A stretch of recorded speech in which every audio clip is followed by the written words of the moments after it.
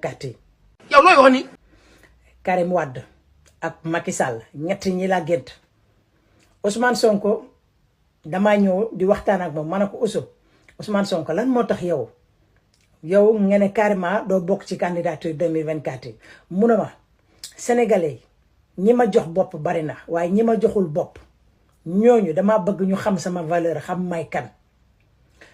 Karim Wade daal di ñëw ne ma man de damay bokk waaye su ma xalaatee wor bi ma sénégalais yi wor rek biñ ma seetaanee bañ tëj ma ci kaso beeg yépp mu ne ma man looloo tax man sama xel mayuma pour ma bokk. sama xel mayuma pour ma bokk mu ne ma maa ngi liggéey maa ngi samay business maa ngi nekk tranquille ma ne ko ñun de sénégalais ñun Ousmane Sonko lañ bëgg. Ousou daal dina ma déedéet bul wax loolu ndax da ngay rusloo Karim Wade. boo waxee loolu da ngay rusloo Karim Wade bul def loolu. Macky Sall daal di ñëw ne man xam nga ne man